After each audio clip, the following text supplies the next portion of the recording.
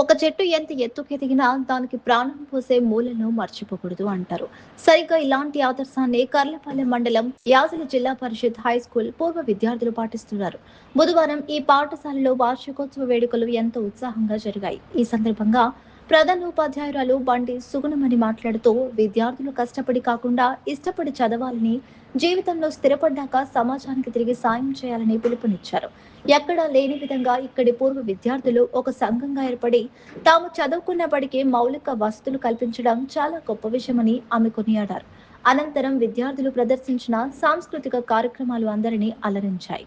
ఈ వేడుకలో ఇన్ఛార్జ్ ఉపాధ్యాయులు కె శ్రీనివాసరావు, శ్రీహరి మల్లేశ్వరి తదితరులు పాల్గొన్నారు. చదువుకున్న బడి రుణం తీర్చుకుంటున్న ఇలాంటి పూర్వ విద్యార్థులు నిజంగా అందరికీ ఆదర్శమే. నేను హెచ్చరిక చెప్తున్నాను. సార్ తీసారని నేను డైవర్ట్ చేసి మాట్లాడాను. మాట చేయొద్దు ఎవరు. అది అబ్బాయిల్లోనే ఉంది. నాకు నేమ్స్ కూడా ఉన్నాయి నా దగ్గర. నేను సమయం వచ్చినప్పుడు నేను మాట్లాడతాను. కాబట్టి వాళ్ళు ఎవరో ఏంటో మీకు తెలిసి చూసాను. ఏ స్కూల్ నుంచి చెప్పారు? ఏజాలి స్కూల్ని ఉపయోగించారు.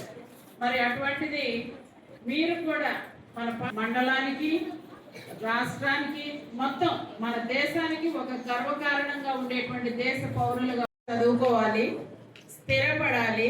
స్థిరపడిన తరువాత తప్పనిసరిగా మరొకరికి, మరికొంతమందికి సహాయపడాలి. అది మన జీవితానికి ఒక సార్థకత. ఈ రోజున మనం ఇలా చదువుకోగలుగుతున్నాము అనంటే మీకు గురువులుగా ఉన్నటువంటి వారందరూ కూడా ఆ మాటలు పుణికిపుచ్చుకొని అవి ఆచరించి ఈ రోజున టీచర్ ఉద్యోగాలు సంపాదించుకొని మీలాంటి వాళ్ళకి విద్యా బోధన చేయగలిగేటువంటి శక్తి సామర్థ్యాలు పొందుకోగలిగారు. అలాగే సమాజంలో అనేక మంది ఎన్నో ఇబ్బందులతో ఉన్నటువంటి వాళ్ళు ఉన్నారు మన ముందు. అంతేకాదు మన పాఠశాలకు ఉన్నటువంటి ఓల్డ్ స్టూడెంట్ అసోసియేషన్ చాలా గొప్పది. అందులో మరి చిన్నబాబు గారు అనే పేరు ఎక్కువ వింటూ ఉన్నాం. మనం తెలుసు కదా. మనం వారి ద్వారా ఇప్పుడు ఎక్కడో అక్కర్లేదు. మనం ఈ రూమ్ లో ఇలా కూర్చున్నాము అని అంటే పైన తిరుగుతున్న ఫ్యాన్లు కానివ్వండి, సీలింగ్ కానివ్వండి, ఇదిగో ఫ్లోర్ మ్యాట్ కానివ్వండి, లైటింగ్ కానివ్వండి, ఇవన్నీ కూడా ఎవరు చేశారనుకున్నారు మీరు? ఆ అసోసియేషన్ వాళ్ళే.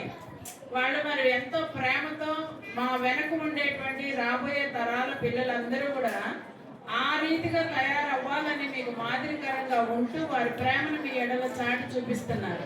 కాబట్టి విద్యార్థులైన మీరు మీ భవిష్యత్తుని దేని ద్వారా మాత్రమే సాధించుకొని ముందుకెళ్ళగలుగుతారు? చదువు ద్వారా. కాబట్టి చదువే మీ లక్ష్యం అయి ఉండాలి.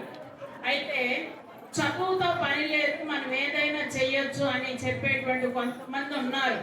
వారి మాటలు తీసుకోకండి. చదవాలి. మీ ఇంటిలో మీ బిడ్డల్ని చదివించుకోవడానికి మీరు జ్ఞానవంతులుగా ఉంటే మీ కుటుంబం ఫ్లరిష్ అవుతుంది. ముఖ్యంగా ఆడపిల్లలకి చెప్తున్నాను, మగపిల్లలు చేసేది చేస్తారు, కానీ ఆడపిల్లల విద్య ఎంతైనా అవసరం. ఒకవేళ మీరు భవిష్యత్తులో ఉద్యోగాలు చేయకపోనివ్వండి, చదువుకొని ఉంటే మీ పిల్లలకి మీరు విద్యాబుద్ధులు నేర్పించుకుంటారు ఇంట్లో.